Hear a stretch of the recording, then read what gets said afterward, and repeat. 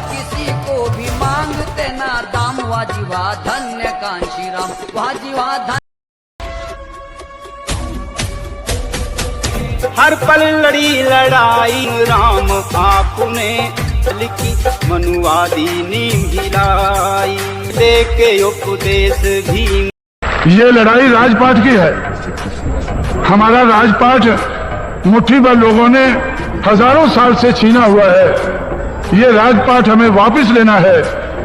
तो ये राजपाट की लड़ाई है। ये हमें किसी की मेहरबानी से नहीं लेना है, किसी को अपील करने से नहीं मिलेगा। ये हमें अपनी शक्ति के आधार पर लेना होगा। नमस्कार। आज की विशेष परिस्थिति में हम उस शख्सियत की कहानी को लेकर आए हैं जिसने भारत की सामाजिक और राजनीतिक धाराओं को गहराई से प्रभावित किया है। यह कहानी एक ऐसे व्यक्ति की है जिसने सत्ता को लेकर कुर्सी के रूप में नहीं देखा, बल्कि सामाजिक परिवर्तन का माध्यम बनाने की कोशिश की। यह कहानी काशीराम जी की है। भारत का लोकतांत्रिक दुनिया का सबसे बड़ा लोकतंत्र कहा जाता है, लेकिन इस लोकतंत्र की यात्रा को हमेशा आसान नहीं रही है। समाज के कई वर्ग ऐसे भी हैं जिन्हें लंबे समय तक अवसरों से दूर रखा गया है, जिनकी आवाज को राजनीतिक मंचों पर पर्याप्त जगह नहीं मिल पाई है। ऐसे समय में कुछ लोग आगे आए और जिन्होंने व्यवस्था को चुनौती देने का साहस दिखाया।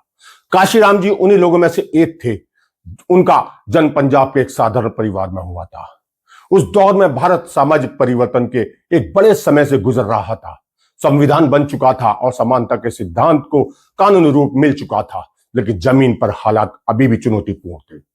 इसी दौर में भारत में एक महान विचारधारा और संविधान के निर्माता मिले डॉक्टर भीमराव अंबेडकर। बाबा साहब भीमराव अंबेडकर ने जो विचार दिए, उन्होंने देश के करोड़ों लोगों को नई दिशा दी।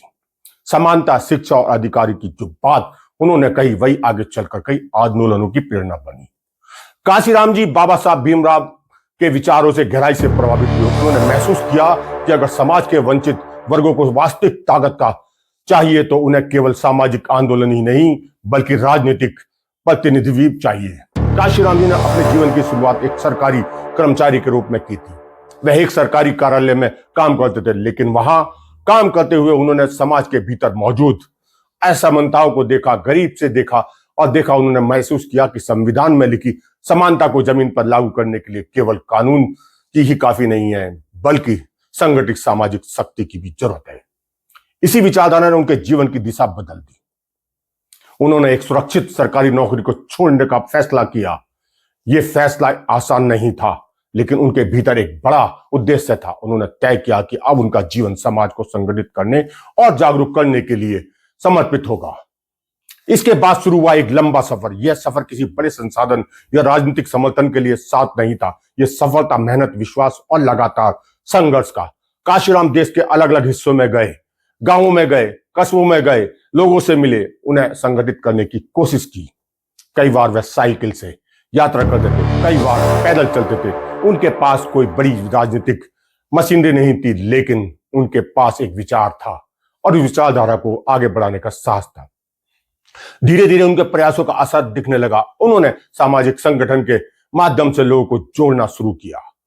उनका उद्देश्य था समाज के उन वर्गों को एक साथ लाना जिन्हें अक्सर अलग अलग पहचान में बांट दिया जाता है। इसी सोच से आगे चलकर उन्होंने एक राजनीतिक मंच की स्थापना की, जिसे दुनिया बहुजन समाज पार्टी के नाम से जानती है। बहुजन समाज पार्टी का विचारधारा यह थी कि समाज के बहुसंख्यक वंचित वर्ग, दलित, पिछड़े, ओबीसी और अन्य समुदाय अगर एक साथ आए तो लोकतंत्र में उनकी आवाज और मजबूत होगी। काशीराम ने केवल एक राजनीतिक पार्टी नहीं बनाई, बल्कि उन्होंने एक सामाजिक आंदोलन को राजनीतिक दिशा दी। उनके भाषणों में अक्सर यह संदेश होता था कि समाज को अपने अधिकारों के लिए जागरूक होना होगा, लोकतांत्रिक प्रक्रिया में सक्रिय भागीदारी करनी होगी। उनकी राजनीति का एक बड़ा लक्ष्य था कि प्रतिनिधि उनका मानना था कि जब तक समाज के हर वर्ग को सत्ता संरचना में उचित भागीदारी नहीं मिलेगी, तब तक वास्तविक समानता संभव नहीं होगी।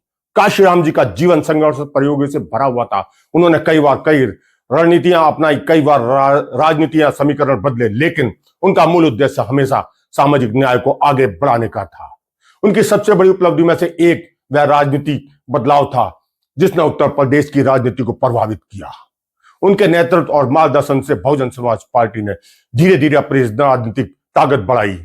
इसी राजनीतिक यात्रा के दौरान और एक नाम सामने आया, मायावती। काशीराम जी ने मायावती को राजनीति में आगे बढ़ने के लिए प्रेरित किया और उन्हें नेतृत्व की भूमिका दी। यह भारतीय राजनीति के इतिहास में एक महत्वपूर्ण क्षण था जब मायावती उत्तर प्रदेश जैसे बड़े राज्य की मुख्यमंत्री। यह केवल एक राजनीतिक जीत नहीं थी बल्कि उस सामाजिक आंदोलन की सफलता का प्रतीक भी थी जिसकी शुरुआत वर्षों पहले हुई थी। लेकिन इस कहानी का एक और महत्वपूर्ण पहलू था कि एक प्रतीक, एक पहचान जिसे समय के साथ साथ लोग नीली क्रांति के रूप में पहचानने लगे थे। नीला रंग केवल एक रंग नहीं था, यह उस विचारधारा का प्रतीक था जो समानता, आत्मसम्मान, अधिकारों की बात करता था। काशीराम जी ने इस प्रतीक को सामाजिक आंदोलन की पहचान बना दिया था।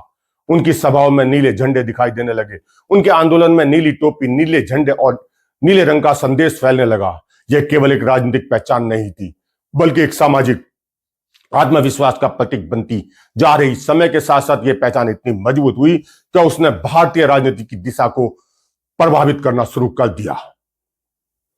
आज भारतीय राजनीति को देखें तो एक बड़ा परिवर्तन दिखाई देता है। लगभग हर राजनीतिक दल बाबा साहब डॉक्टर भीमराव अंबेडकर की जयंती मनाते हैं, उनकी तस्वीर अपने कार्यालयों में लगाते हैं और उनके विचारों को उल्लेख करते हैं। देश की बड़ी बड़ी पार्टियां, चाहे भारतीय जनता पार्टी हो, इंडियन नेशनल कांग्रेस हो, बहुजन समाज पार्टी हो, समाजवादी पार्टी हो, आम पार्टी हो, सामाजिक न्याय और अम्बेडकरी विरासत को उल्लेख करती है। कई विशेषज्ञ ये भी कहते हैं कि परिवर्तन अचानक नहीं आया, यह उस लंबी सामाजिक और राजनीतिक प्रक्रिया का परिणाम है जिसे काशीराम जी जैसे नेताओं ने शुरू किया था। आज जब राजनीतिक मंचों पर नीले रंग का प्रतीक दिखाई देता है या जब विभिन्न दल सामाजिक न्याय की बात करते हैं तो ये उसी बदलाव की झलक है। समय के साथ साथ नई पीढ़ी के कई कुछ नेता सामने आए हैं जिन्होंने विचारधारा को आगे अपने तरीके से आगे बढ़ाने की कोशिश की है।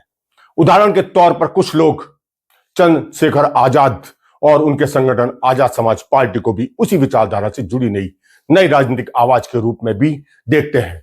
यह सब दिखाता है कि काशीराम जी की शुरुआत केवल एक राजनीतिक रणनीति नहीं थी बल्कि एक दीर्घकालिक सामाजिक परिवर्तन की शुरुआत थी। आज जब 15 मार्च को उनकी जयंती मनाई जाती है तो यह केवल एक स्मरण नहीं होता, यह उस विचार की याद किया जाता है जिसने लाखों लोगों को राजनीति के रूप में जागरूक होने की प्रेरणा दी। काशीराम जी की कहानियां में यह दिखाती है कि विचारों की ताकत बहुत बड़ी होती है। एक व्यक्ति का संघर्ष समय के साथ साथ एक आंदोलन में बदल सकता है और एक आंदोलन पूरी राजनीति व्यवस्था को प्रभावित कर सकता है। और शायद यही कारण है कि आज भी जब बहुजन समाज राजनीति की बात होती है, जब सामाजिक न्याय की चर्चा होती है या जब लोकतंत्र में प्रतिनिधित्व की बात उठती है तो मान्यवर काशीराम जी का नाम उस चर्चा का एक महत्वपूर्ण हिस्सा बन जाता है। क्योंकि इतिहास में कुछ नाम केवल व्यक्तियों के नाम से नहीं होते, एक विचार की पहचान बन जाते हैं और इस काशीराम जी का नाम भी उन्हीं में से एक है। आज काशीराम जी की जयंती है, काशीराम जी को नमन करते हैं और काशीराम जी के विचारों को आगे बढ़ाने का काम करने का। अगर हमें भी अन्याय अत्याचार का अंत करना है, अगर और कुछ नहीं चाहिए, सिर्फ इतनी ही चाहत है कि हमें अन्याय अत्याचार का अंत करना है, तो उसके लिए भी हमें हुक्मरान बनना जरूरी है। देश तो बहुत बड़ा है, ये जरूरत तो बहुत बड़े समाज की, 85 करोड़ लोगों के समाज की, इस देश की 100 करोड़ आबादी में से 85 करोड़ लोगों के समाज की ये जरूरत है। पूरे देश की जरूरत है, देश के प्रदेशों की जरूरत है। माननीय नेता सदन के सामने रखना चाहूंगी कि आज बामसेफ, DS4 और BSP के जन्मदाता संस्थापक मान्यवर श्री काशीराम जी की आज जयंती है, जिन्होंने पूरी जिंदगी इस देश के दलितों, शोषितों और पीड़ितों को, वंचितों को अपने पैरों पर खड़ा करने के लिए समर्पित की है। मेरी सरकार से ये रिक्वेस्ट है कि मान्यवर काशीराम जी जिन्होंने बाबा साहब डॉक्टर अम्बेडकर के अधूरे कारवां को मंजिल तक पहुंचाने के लिए, इस देश के दबे कुचले लोगों को अपने पैरों पर खड़ा करने के लिए अपनी पूरी जिंदगी समर्पित किया है।